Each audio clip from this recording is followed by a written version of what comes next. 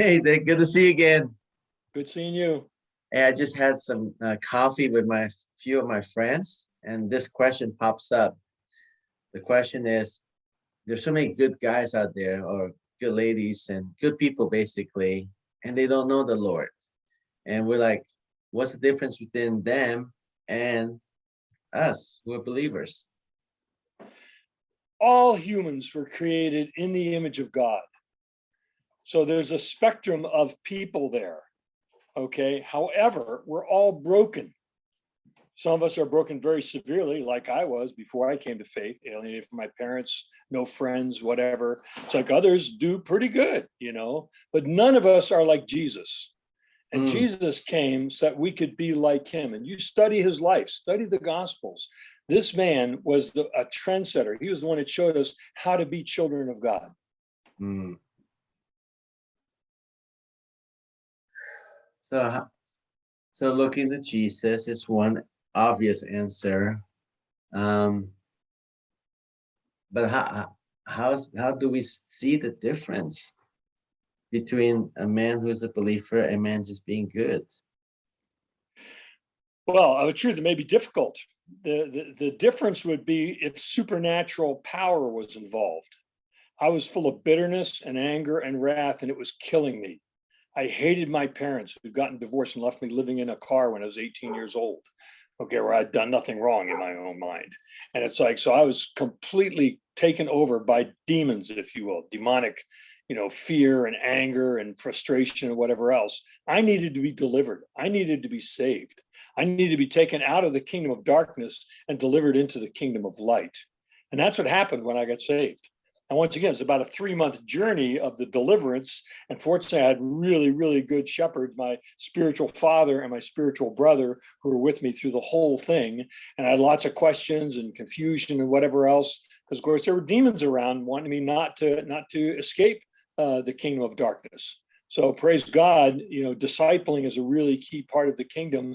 Find people who you can trust and are willing to help you and spend the time they need with you. And we as mature believers need to be doing the same with younger ones. So your example is because of brokenness and there's hardship and there's unforgiveness. What happens if you meet somebody who is just kind, who is good and still don't know the Lord? Sure. Yeah, all of us are in various stages of brokenness. Not everyone was as broken as me. I was really, really broken.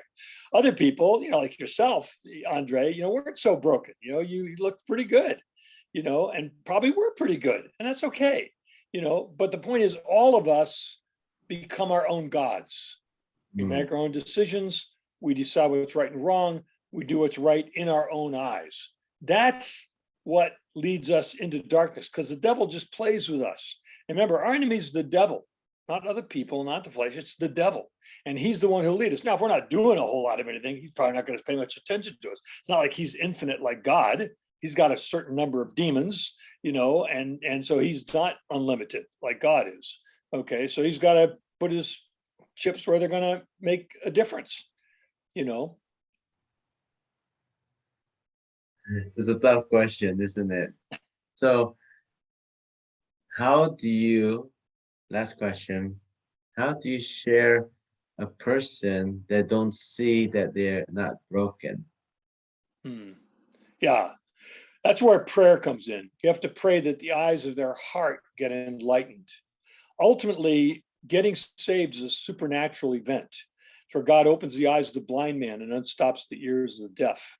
You see those stories in the Gospels and whatever. It's because that's who we are. So prayer is a key part of things. It's like logic and reason. I don't think is all that important. Okay, it's like getting saved it's not reasonable for Jesus to come and die for us, the perfect and the imperfect. That's totally illogical and unreasonable.